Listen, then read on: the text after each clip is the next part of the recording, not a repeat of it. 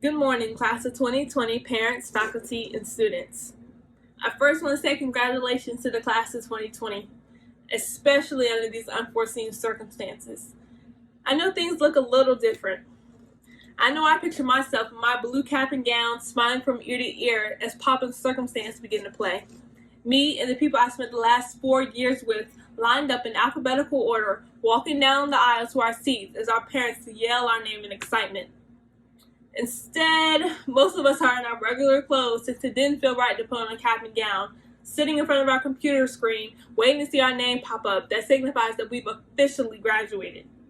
What was supposed to be the happiest day of our lives turned out not to be so joyous. I know most of us felt the world come crashing down on March 23rd when Virginia Governor Ralph Northam announced that the school year would be cut short and that our 2-week vacation was actually a permanent thing. I know I'm not alone when I say the tears didn't stop rolling for 2 hours straight. I, along with the rest of 2020, felt cheated. Whether in high school or college, I know everyone had felt like their hard work's for nothing. The long nights, stressful days, and early mornings, and even dealing with teachers and professors was for nothing. And we all had the same question: why now? It took a lot of realization for me to get in the mindset to deliver this speech to you today. I kept questioning whether or not I was really ready to sit down and think about what my life could have been if COVID never existed. Whether it be something small like a part-time job I was working or a major life decision like college. Growing up, I struggled mentally and emotionally. I was constantly worrying about why things were happening to me, and I never really got an answer why. And trust me, with COVID coming, I questioned why a lot. But in order to live my life, I really wanted to, I had to change my mindset. I had to stop looking at these obstacles and challenges and instead look at them as lessons. I'm here today to offer you the 3 pieces of advice that I now revolve my life around. My first piece of advice is that there simply is no life without struggle. I'm going to say it one more time so I know you really hear me. There simply is no life without struggle. Class of 2020, you must change your mindset. Stop seeing the hard things in life as a problem.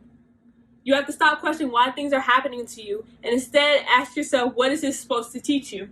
What life lesson are you gaining from this bump in the road?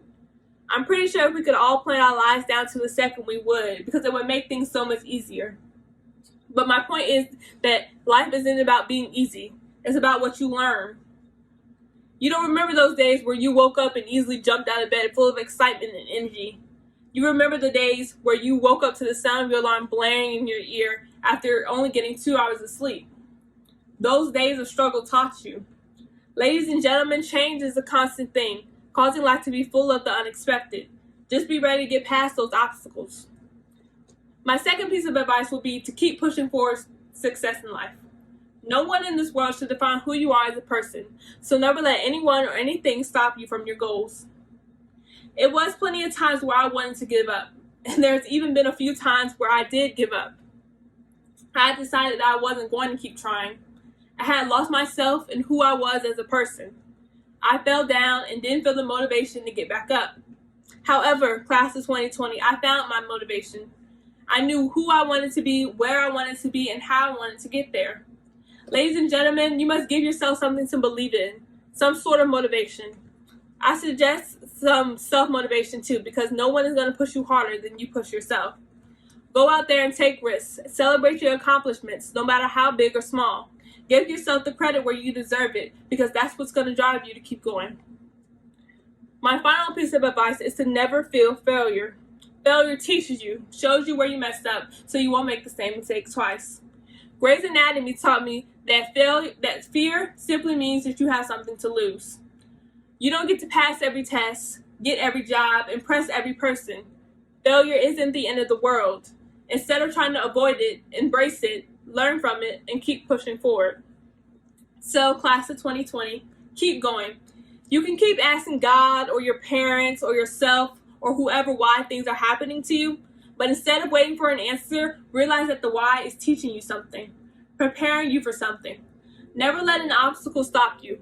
Instead, face and deal with the temporary change. Embrace your failures. Don't let any one thing define who you are and what you want to be. And if I could offer you one more piece of advice, it would be to never put anyone's happiness before your own. Life is way too short to be pleasing everyone. What people say, what people think, it really doesn't matter. As long as you are happy and content with your life, keep going without looking back. The only time you should look back is to see how far you've come.